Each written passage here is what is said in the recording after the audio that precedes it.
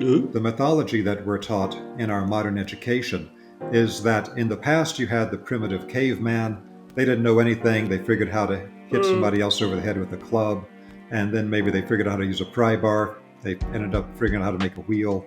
And now we are at the summit of all human development currently. We know a million times more than they ever did, etc. What they ignore is all the evidence for there being ancient, highly advanced cultures that declined over time. Now, this is something we describe in biogeometry as the shift in human consciousness. And this is also talked about by a variety of other philosophers and groups, that we used to have a type of holistic consciousness that if we use a split brain theory is more connected to the right brain.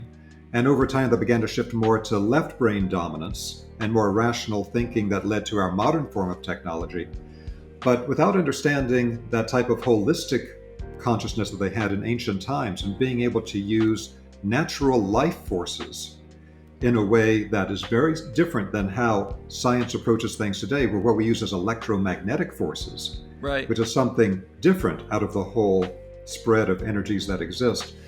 They had a type of technology that's hard for people today to fully understand unless you really understand what the Rosicrucians refer to as the etheric formative forces, or what Steiner referred to as etheric physics. Because in modern biology, they actually say in modern biology that life doesn't exist.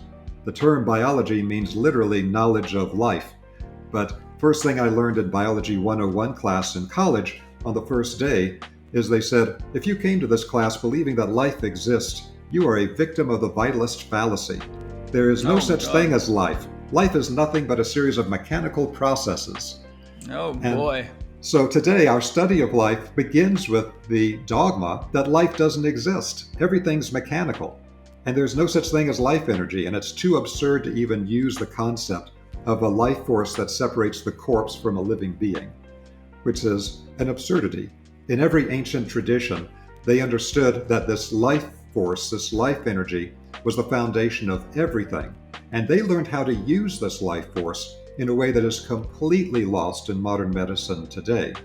So an example of this, there are particular papyri from ancient Egypt, which when they were first discovered, maybe 100, 200 years ago by the French, the English, when they found them, they said, oh, well, these texts are about some type of spiritual metaphor.